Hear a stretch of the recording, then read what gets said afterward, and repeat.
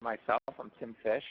I'm the Executive Director of the Folio Collaborative, but also work at McDonough as the Associate Head for Enrollment Management and Strategic Affairs. And I'm very excited to have some time to spend with you today in one of our last Collabinars of the year, if not the last one, in which we're really focused very much on this notion of the summary conversations in Folio, those end-of-the-year conversations that everyone has as part of the process. In most schools, summary conversations take place.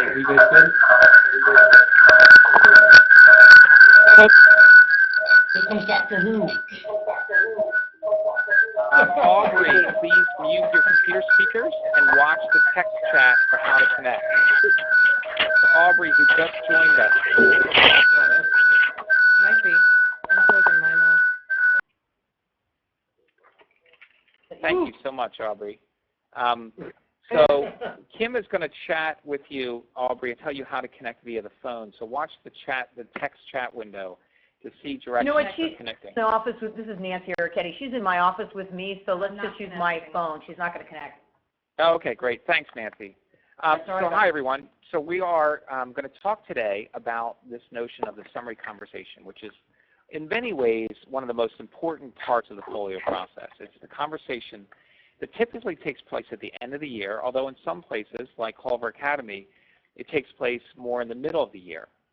And we're going to hear, hopefully, from Josh and Kurt at Culver a little bit about why that is in their school and how the conversation doesn't necessarily have to take place at that time. We're going to talk a little bit about strategies for success, and we're going to talk, my presentation will be about 20 minutes, and then we're going to take some time to hear from the members that are on the call, questions they have where we may be able to help each other a little bit as we think through this whole topic of summary conversations. So what is the summary conversation? Well, as I said, it's typically at the end of the year. We found at McDonough, we've been doing these now for about 4 years, and have found that this conversation usually is the longest conversation of the year. It usually lasts between 45 and 60 minutes. We typically start holding our conversations in late April, and they go through mid-July to sometimes the end of July. One of the things that some of our Folio supervisors, like department heads and division heads, have found is that sometimes it's helpful if people are around during the summer to actually wait to hold the conversation once the school year has ended and folks have had a chance to really think and reflect and get into a little bit more of a relaxed posture. And so our lower school head, for example, holds about 2/3 of her conversations, her summary meetings, during the summer. The summary conversation is intended to provide an opportunity to look at the entire year. Some of the questions that I've gotten from member schools, they've said, should the summary conversation be limited to only include information that's in Folio, information that came from the goals meeting, or information that came from a classroom observation? And my sense is no. In fact, we've used it to really take it as an opportunity to work with the person, to look at how the entire year has gone for them, and to have a good conversation about that. The goal of this meeting is to provide a pathway to new goals for the following year, to set the framework through a conversation to help the person really get what they need to think about their goals for moving forward. We believe that the summary conversation should be honest and kind. Honest meaning we should talk about what people need to hear. We should be very clear with our validation, but we also should challenge and let people really kind of walk away from the meeting sometimes going, you know, that was a good point. That might be something I needed to hear, or something I can really feel like I can build from. One of the most important parts, though, on this notion of validating and challenging that we've found is that it's very important in both cases to be specific, to make sure that the individual understands specifically what we're validating them for, as opposed to just saying, man, you are awesome. You're such a great teacher. You're just awesome. It's much more effective to give a very specific example of something we've seen or something we've heard. And in some schools, this is where they have found Spotlight to be really effective. when you're looking for specific things to validate for someone and acknowledge in a summary conversation, if that person has received 5 or 6 spotlights from you or others during the school year, it's really nice to be able to draw those spotlights out and build on those as you're looking to validation. The same is true of a challenge. As much as possible as you're thinking with someone about ways that they may want to challenge themselves, to try to be specific about that, particularly if that area of challenge is in a blind spot for the person, meaning it's something that they may not be seeing as an area that needs growth in themselves. Really practicing your language and thinking about how to do that is going to be very helpful as you work toward helping that person see that potential blind spot. So one of the things I did as I was preparing for this meeting is I thought about some of the questions that I've asked people and some of the questions I know other people have asked teachers and staff members as they've been preparing for their summary conversations. These are questions that an individual may want to ask him or herself in a reflective way as they're preparing for the year. So things like, what were the high points and the low points of my year? And that can be a very effective conversation point in the year, and it's nice for the person to have thought about that a little bit before they come in. How much progress was I able to make on my folio goals this year? Sometimes, as you know, people set goals that they weren't able to really get to, and that's okay. But it's important to be honest in the conversation about those goals and the progress people have made. Were there any lessons that they've learned throughout the year about myself or about my teaching or my work in my office? Are there any new areas of interest that I would like to explore? Is there an area that I need to grow? And this is an important part that I've used often. Very, very much in the past, I think, we've always used what I call want to grow conversations as opposed to need to grow conversations. Want to grow conversations are wonderful. Often people will say, I want to learn more about PowerPoint, or I want to learn more about how to use the internet or build a website. And that's great, and that should certainly be part of the work we're doing. But there's also things that all of us know where we need to grow, and we need to try to get better. And I think that a lot of what we're trying to do in these conversations is to have folks reflect on their own about the areas where they need to grow. And the goal really would be, what I found most effective, is when the summary conversation in the need to grow area, what I call the growth point conversation, when that growth point is coming from the individual as much as it's coming from me. Hopefully it's coming more from that individual than it is from me. One of the things I look at is there a specific area of expertise that I was able to enhance this year? Was there some growth that I made? How would my students honestly describe my class has been a very effective question.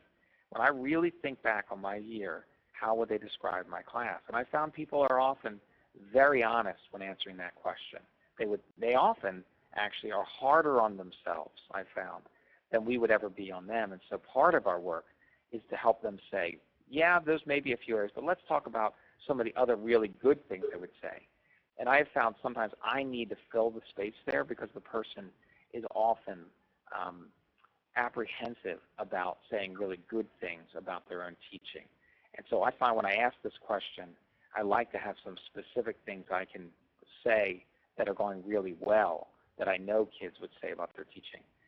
This is an effective one for doing student feedback, whether that student feedback be something in folio or whether that student feedback be as simple as an index card where the teacher asks the students to give them some feedback and they collect the index card and review it and then bring the cards to the meeting to talk about. Those are all really important things I think that really helps when we talk about the students giving their perspective on the class. What would my colleagues say it's like to work with me this year? That's another one I found to be a great conversation point, and it really opens the door to us having conversations about our relationship with our colleagues as an important part of the work. And then this one I came up with actually on a plane the other day. If someone was going to make a movie about my year in the school, what would be the title? That one's a little outside the box maybe, but I think it might really help someone say, you know, Tower Inferno, or, The Happy Year, or, how would a person describe in a kind of a 5 words kind of way what their year looks like? Anyone want to add any other questions to this that you've either thought of or thought might be an effective thing that we might be able to add to this conversation?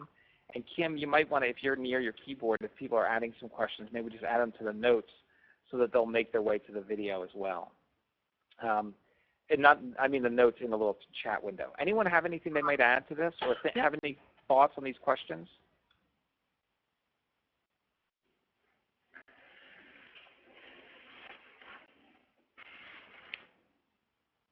Okay, great. Well, Tim, this is Sean at York. I've yeah, hi, Sean. got a question. It'd be interesting to hear from a couple of schools about implementing that end-of-year conversation. It's obviously a significant amount of time for supervisors and the teachers, but clearly the most valuable part of the whole conversation. Was that something that the head of school announced at the beginning of a year, or the end of a year? How did people roll out the idea that there was going to be these hour-long, multi-day conversations taking place at the end of the year, or even heading into the summertime? Anyone want to respond to that? I can talk about it from our perspective, but anyone want to talk about it from their school? Pam, I could probably say something to Maurice Chopin with Harpeth Hall. We explained it at the very beginning of the year, what the process would be, and that it would culminate with a summary discussion at the end of the year. And I think we also may have said that they may go into June. Yeah, Sean, it was a part of McDonough also when we talked about the whole folio process, that everyone knew that all this work was leading toward an end-of-the-year conversation that everyone would have. And so it was very upfront from the beginning. And we talked about how this summary conversation would look back at the folio year, but would also look at the year in total and give the person a chance to start thinking about setting goals for the following year. This is Patrick at Marymount. I can speak to that. We spent a lot of time kind of explaining to the faculty that it's a new technology for an old skill that we're using, because we always evaluate ourselves based on other teacher input when they come in and view our classes, or administrators come in and view the classes, or we even we poll the students on a survey to see how the class was. So we really told them it's the same thing we've been doing, it's just an electronic place to actually get that done, and someplace where we can keep everything in one place and then be able to look at the years gone by and say, hey, we really have grown, and this is how I'm a better teacher, and this is how I do things better now, and things of that nature. So it's really a repository for all those things instead of having a paper trace on it. Great. That all sounds very good. Thank you. Sure. The other piece is, what kinds of things am I doing as a folio supervisor to help me get ready for the conversation? So this is before the conversation begins. These are some things that I think about and that I write down on the person's folio page. So what I'll often do is go into folio and go into roll call, and inside of roll call there's an area where you can, next to the person's name, where you can print what's called their conversation notes and their profile. And it will make a nice 2-page, typically, printout for the person for the year. And I'll use that, and then I'll reflect on some of these questions as I'm preparing for the conversation. So specific examples of strong performance, that's one of the things that's a must for me. Before I go into every conversation, I want to make sure I've got 2 or 3 things that are specific about this person that I think have gone really well and that I can reference early in the conversation and throughout the conversation. That I found to be very helpful. The second thing, and I think for a lot of reasons, one, that people feel validated. 2, they feel like somebody has noticed some of the specific things about their work. And also, I think it sets a tone that we're using this process to look at positive areas as much as we're looking at any area of growth. And we want to build on those positives as the person moves forward. The second one is, how is the teacher perceived by students? I think about that, and I think about any specific evidence I have. One of them is any student feedback that we've received, but also I may think about things I've heard or other areas that I might be able to give the person some feedback. How is this teacher or staff member perceived by colleagues is something I also ask myself, and think about any specific information I may have on that. Did this person make progress in his or her goals? I look back at the person's goals. I see if those action items have been checked off. I reflect again on those goals and think about Are there other goals that immediately come to mind for me that I might want to be thinking about for this person? What information from the conversation notes should be revisited in the summary conversation? So here I'm looking back on my notes from our goals meeting. I'm looking at the notes from a classroom observation, notes from any other conversations we've had throughout the year that needed to be written down. If the person did a project in Folio, I'm reviewing that and seeing what kinds of things need to be brought forward. I'm beginning in my mind to think about what I call a growth point, which is that one thing that this person really should be thinking about. I call it as, what is the one thing that this person could change or to improve or enhance that would have the greatest impact, I should say greatest, not, or no, the greatest positive impact on his or her performance. That's a question that I often ask myself when I'm reflecting. And the important part for me is that it's not one of the 9 things this person could do, right? It's important to think, sort of, what's the one thing? If I had to boil it down to that I think is really important. And then I have to ask myself, does this person know that? Is this person aware of this area? And how, if not, how am I going to structure getting to this with that person? Is it something that's very easy to talk about, or is it something that's really hard to talk about? And the harder it is to talk about this, the more of a blind spot it is for the person.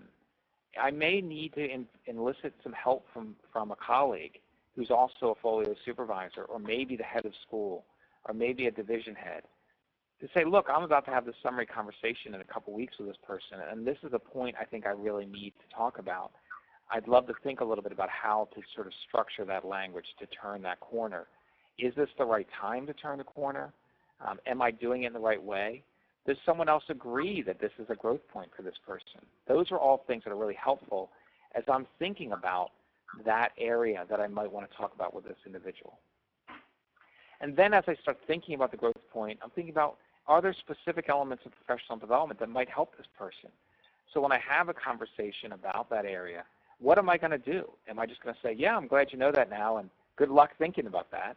Or do I have specific things that maybe this person might be doing to help move that forward? And sometimes I wonder, is there a colleague in the school who might be able to help the person with his or her growth point? Or is there a colleague for whom I think this person's experience might be helpful?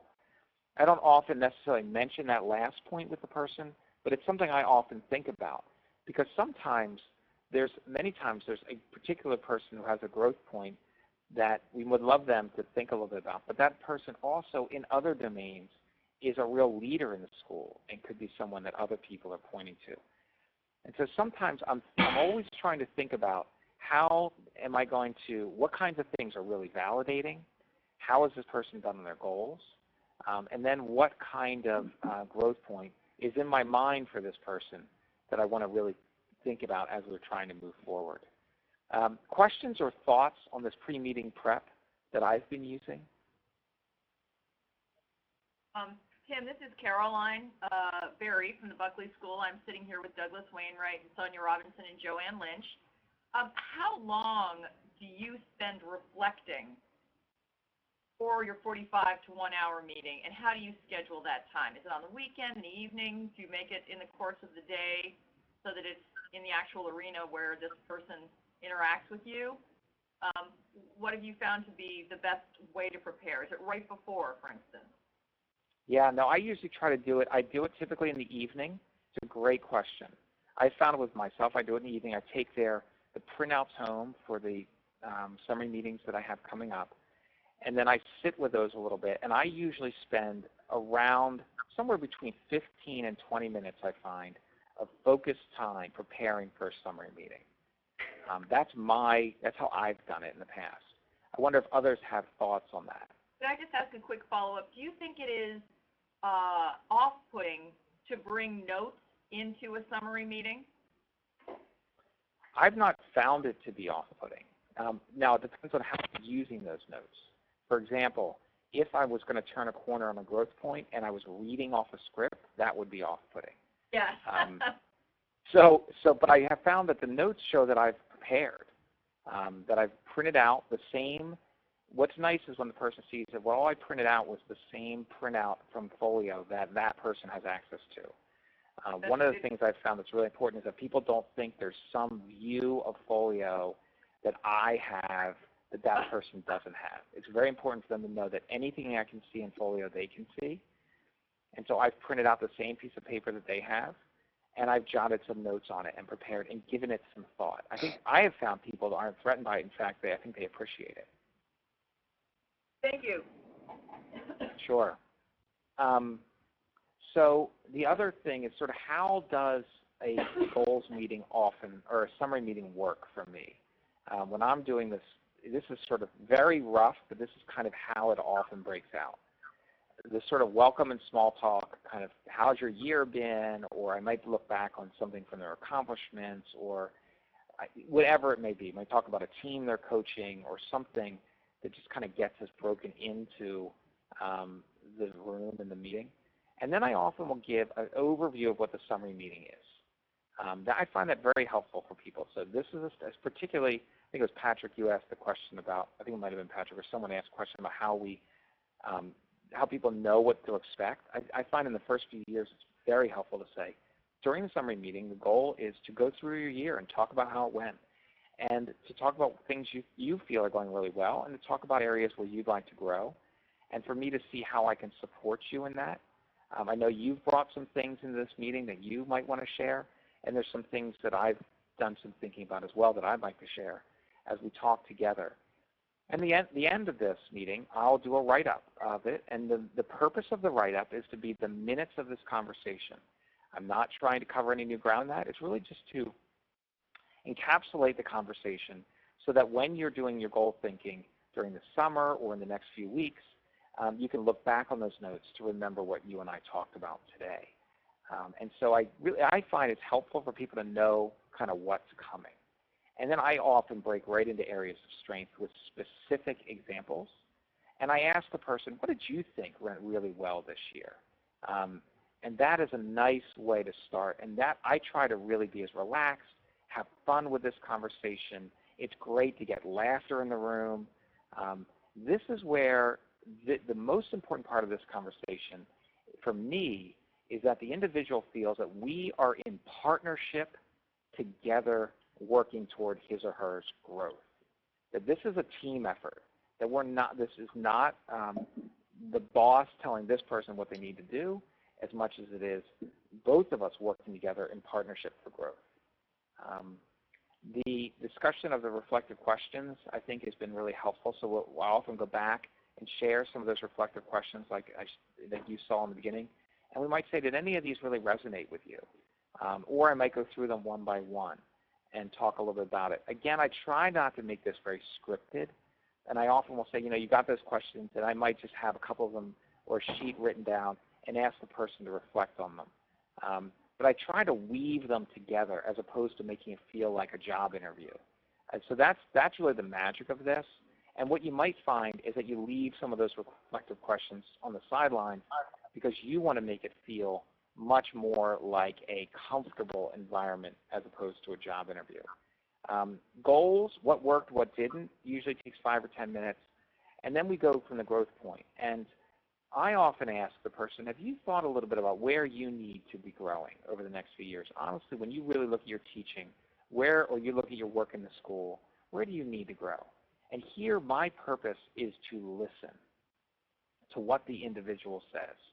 And I may have an idea of a growth point that I've been thinking about, but if that person's growth point that they come up with is substantive and seems like good work to be done, and the growth point that I've come up with is not critical, right? It's not in any way affecting their status at the school.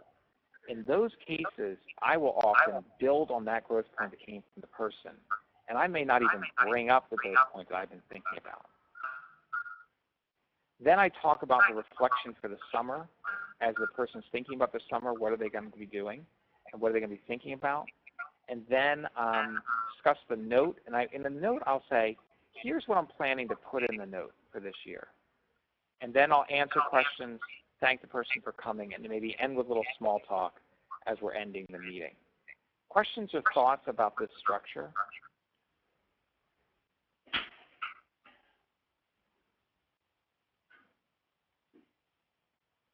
So as you can see, it's an awful lot to try to get done in a 45 to 50-minute period.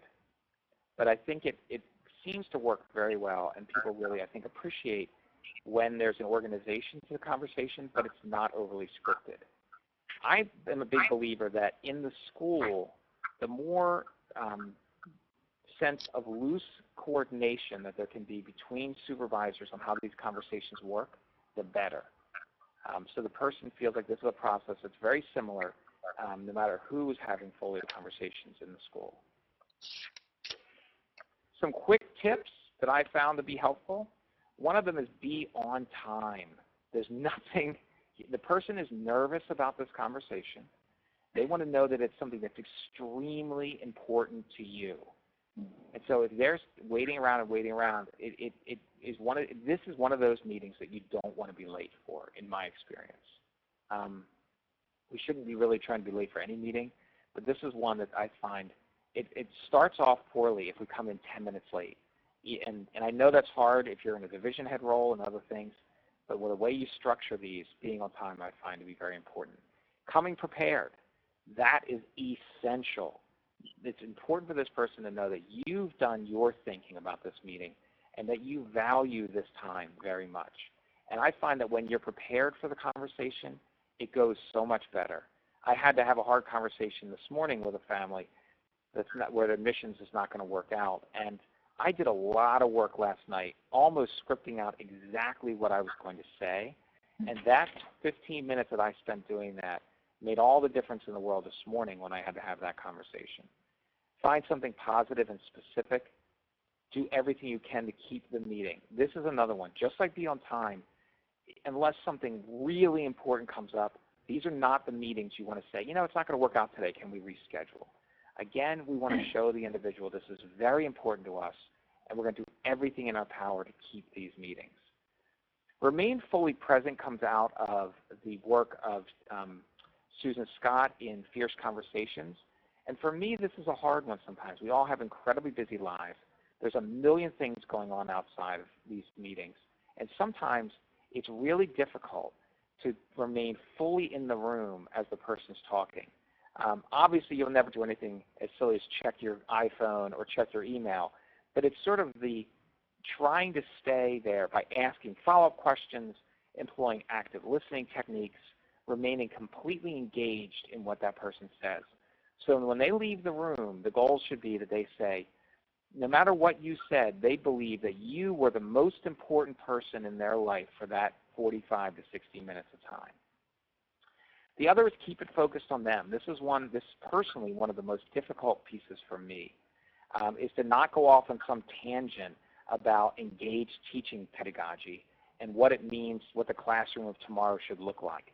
But instead to keep this conversation completely focused on that individual, how they're doing, and what's important to them. And I think this speaks to the next one speaks to the idea of remaining fully present, is come from a place of real interest. It's very easy to tell if we don't care. And this notion of caring and being truly interested in this person's growth is extremely important. And then if the person's contract is secure, that means there's no doubt as to whether or not this person is that the school wants this person at the school for long term. Absolutely tell him or her that that's where you are. Say, we are so excited to have you in the school, and we hope that you'll be here for a long time to come. I think in these conversations, people are often very threatened by whether or not their job is safe. And if their job is safe, we should tell them. If their job is not safe, if you feel like their contract is in jeopardy, then whether it be in this meeting at this time or whether it be early next year or whatever, in coordination with the head of school, that's something you also need to make sure you're getting about the work of telling that person their contract status. So that's something I think is very interesting. But often we forget. We think that people who are in a strong situation in the school know that. I don't think it ever hurts to tell people that they're in good standing with the school and that the school hopes that they'll stay at the school for a long time. Then the last piece for me is the note. You know, how do you write a summary meeting note? I think that it's very helpful in a school if there's consistency between supervisors. So one supervisor is not saying, "Good job!" exclamation point, and the next supervisor is feeling the need to write, 3 pages. So what are the characteristics of a note is something ultimately that should be decided in your school as to what you believe it should be. From my experience, what I have found is that the notes should be the minutes of the meeting. You should never cover new ground in the note. When the person reads the note, they should never say, "Where did that come from? We didn't have to talk about that at all in this meeting." So that's the first thing. If you forgot to cover something in the meeting, schedule another meeting. Don't try to cover it in the note. The second piece for me is address the issues that were covered. However, don't feel that you have to go into every point-by-point detail of what was covered. So take, for example, a person where you had a conversation, a substantive conversation about professional responsibilities, and how this person was not living up to those responsibilities. I think it should be mentioned in the summary note, but you don't have to go into every specific mention of what didn't happen, where the grades were late in the second term and the person didn't respond to parent phone calls. You might say that we had a nice conversation about professional responsibilities and how important they are. Things like responding to emails and getting grades in on time are very important to the school. And I look forward to continuing the conversation about how Susan's going to improve in this area. That's enough said about that. For 2 reasons. One, I don't feel people get uncomfortable if every little part is shown in the note, and I think it makes the note unwieldy to try to write. We always try to write the notes that will be helpful for the person when they're setting their goals. That's the big, when I look back on a note, I think, is this note going to be helpful if this person looks at it 2 months from now as they're getting ready to set their goals for the following year? And then include the specific reference to something positive. Again, I always find it's good to try to find that positive and weave it into the beginning of the note. The last thing is, how long is a note? We find that the summary note is typically a good paragraph or maybe 2. It's not an extremely long piece, but it's also not a sentence. It's usually a good paragraph or 2 that gives a sense. It's probably the longer of the notes. It's usually longer than a goals meeting note in our school. And we find that people often can write them in somewhat a bulleted language. They don't have to be beautiful prose, but they should be indicative of what took place in the meeting. So that's some quick information about the summary note. Thoughts on that?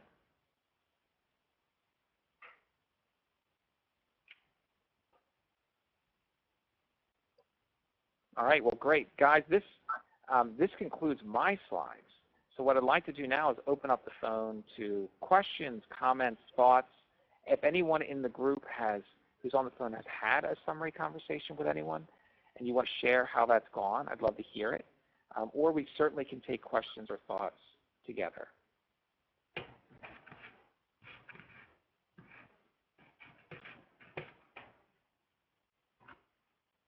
Tim, it's Maurice Chopin. I don't have a question about this. I just was wondering if we would be able to get copies of what you just showed us, or are they automatically there?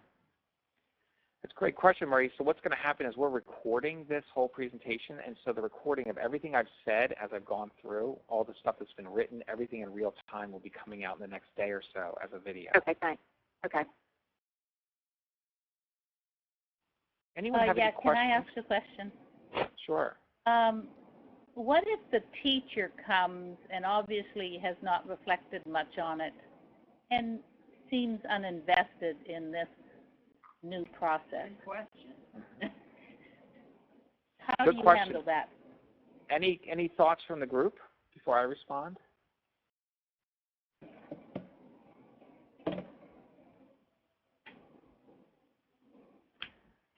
So the way I've responded often in that case, it's only happened once that I can remember, in which I thought the person had not really done any prep, was not invested. It doesn't seem like you've had a chance to really think deeply about this. And the person said, yeah, I really haven't. I've been really busy, da-da-da. I said, how about we reschedule and give you an opportunity and really have this conversation when you've had a chance to really think deeply about it. For me, what that did is it said, we're not going forward if you're not invested, and we're going to reschedule. And in that case, the person came back and had thought much more deeply about it. And so I addressed it. I didn't go crazy with it and make a big deal out of it, but I definitely was not going to go down the conversation point down the road in a way where the person had not done any thinking themselves. Okay, I like that actually. Me too. So it was a way of saying, it was a way of essentially calling the person out, but without making too much of a big deal about it. But if I did my work and they didn't do theirs, I wasn't about to sort of just make it a bad conversation. The other thing is, for me, the goal is that when we get to that area, that kind of growth point, is that the person is coming up with their own area themselves. And so if they haven't done any thinking, it's probably not going to go very well when we get to sort of where do you think you need to grow. The other thing for me on the whole need grow thing is I think that happens over time. In schools, we're not particularly good at having those conversations with each other.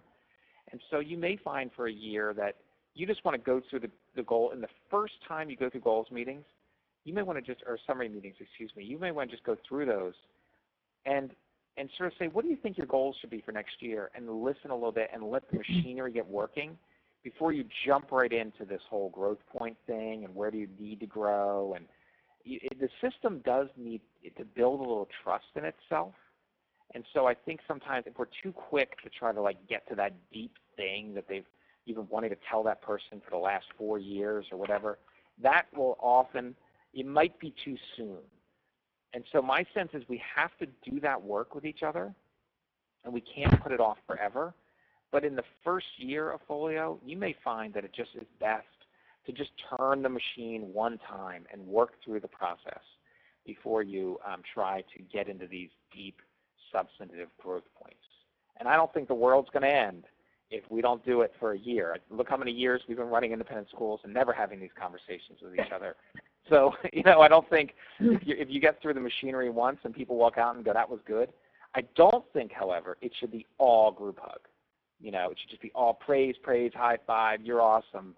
I was at a school the other day, and a teacher had said to one of the supervisors, so you only put good stuff inside a Folio, right? Like, it's only a place where we write happy things. And the person's response was, not necessarily. It's a place where it's about our growth, and not all growth is positive. We all have to hear the truth. And so, but its intention is not to create a paper trail to fire you. That's the point that I've made for people. That's not why Folio was created. That's not its goal in life. So, that's an important piece, but we're all trying to grow, and sometimes the growth is hearing things that we need to hear. So that for me is very important. Hey, Tim, this is Nassif from UHS. And on that point of how to build trust in using the process, well, what I found here, and I haven't had any summary meetings yet, this is our first year through, but I found that in the earlier conversations, there was real variety in how ready people were to jump into the deep stuff. And so for some people, I imagine, they're hungry for that deep growth conversation even the first time through.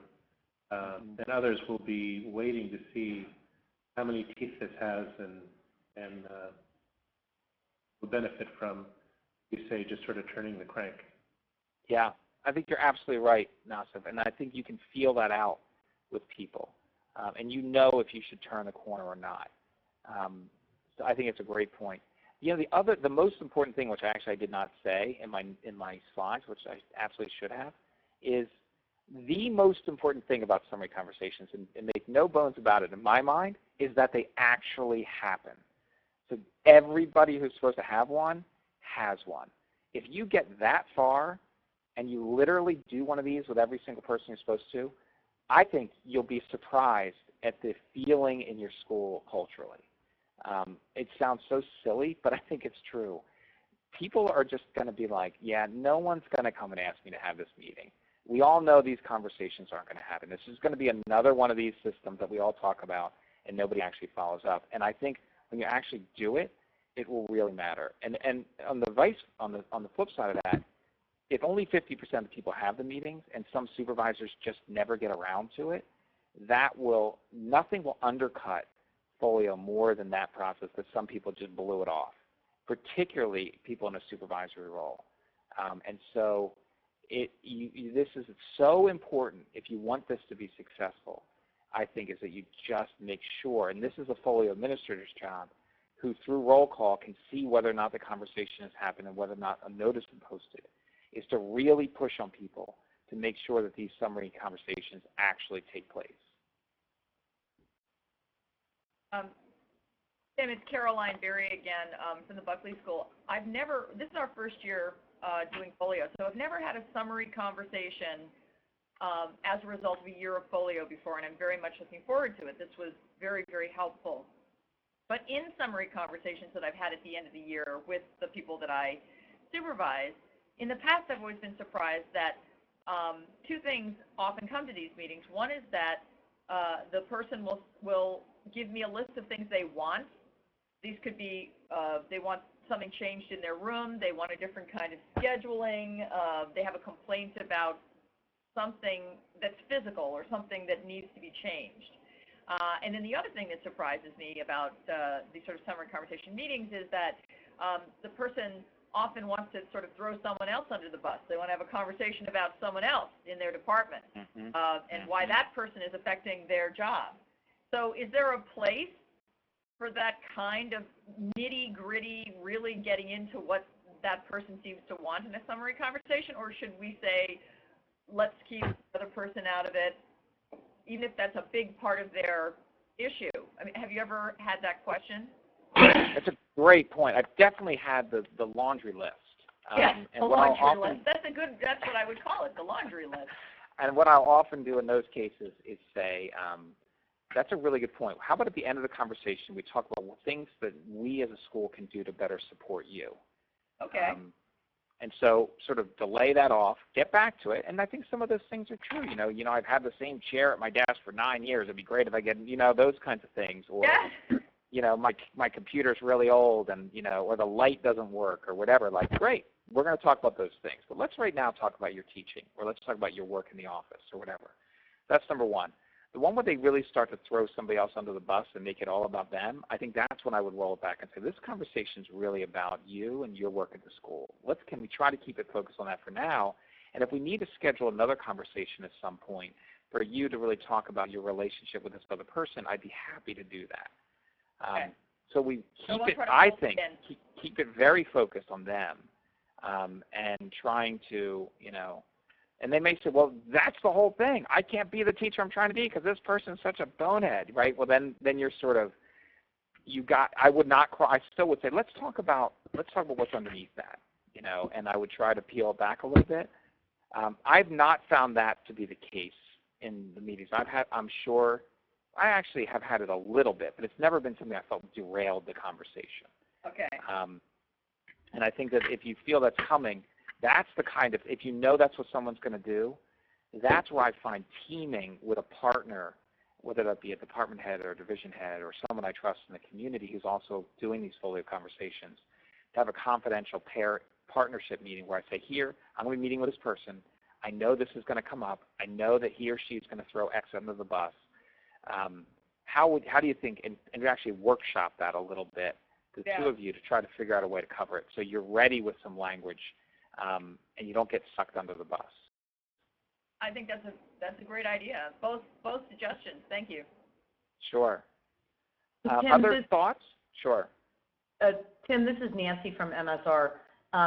We're in the beginning phase and just getting ready to gear up. Meredith is coming Monday to do an all-day with my supervisors. Yeah. Do you have any advice for me in terms of teeing up the supervisors prior to that day to get the best use of our time with her? Yeah, I think the best thing really, there's not a whole lot that they need to do. She's going to go through the program and so on. You may want to have them watch that video that I produced. And there's another one that's out there that we could send to you, Kim, the newest one I put together, the folio overview video that they might want to watch. It's about a 15-minute little kind of, overview of folio and what it is and that kind of stuff. So they have some concept of both the collaborative and what folio is. So that fluency of what it is will be important. The only other thing, Nancy, would be to have a sense that they have a clear sense of what your hoping for and what the school's philosophy about this is. So that if they could have that, that would help them put it in the context of your school, as opposed to being just something from the outside. Yeah, it's interesting you say that, and I think this has come up earlier in other contexts, but I definitely see the big resistance here is the notion, I keep saying this is a peer-to-peer conversations, professional growth and development. It's not a judgment tool or a punitive tool. And, I think that's the real divide, to try to get people over that. And to me, what I keep saying is it's concentric circles of teaching how to have good conversations, because it's two-way. You can't just have one set of people having the tools, right? Everybody has to have them. Yeah. Well, I'm so glad that Meredith is coming. She's so good at facilitating conversations. That's what I heard. I heard she's fabulous. We're very excited. She's wonderful at that. I think the other thing, a school you might want to talk to would be Dave Ferrace, who's the head of school at Montgomery Academy.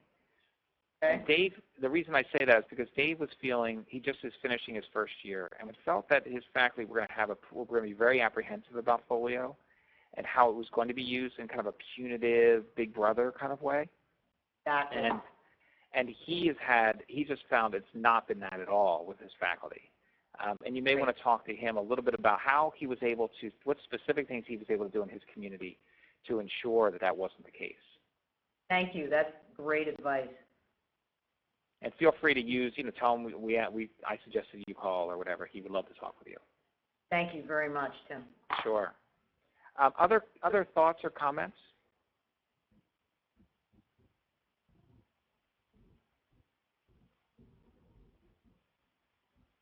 All right. Well, just to quickly summarize the folio conversations, I think the most important thing in summary is just to be there with the person, to come prepared, to ask some good questions, to have the person be doing some reflection and thinking, and to get to a place where you think the person will leave the meeting feeling validated, feeling acknowledged, and feeling challenged to think about goals for next year.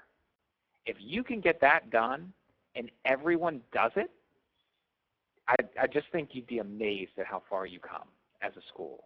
So don't try to make more out of this than it should be. Don't feel like, I've been working with this person for 20 years and this is what I've been wanting to tell them for 20 years and I'm just going to kick the door open. Instead, you'll get there someday. You will cover that ground. But the most important thing, I think, is that you take the time to be there with them, validate, acknowledge, challenge, and help them move forward to setting good goals for next year. If you get that done, you're in a great place. Guys, thank you so much for your time today. And don't hesitate to get in touch with us if there's anything we can do. I was just talking with Lisa yesterday, and she asked that I ask everyone to think about the Summer Institute that we're doing in June. And if you want to send some folks, there's going to be some great synergy sessions on looking at a lot of these topics, like summary conversations and so on, putting people in a room together and coming out of the meeting with some really good notes that the whole community can share. So I think it's going to be a very hands-on, very folio-focused event that will really help everyone implement it better in their schools. So great to send a few people. Contact Lisa if you want to do that. And otherwise, we look forward to staying in touch. Thanks, everyone. Thanks, Thank Tim. you very much. Thank you. Thanks, Tim. Thank you. Great. Bye, everyone. Bye. Bye.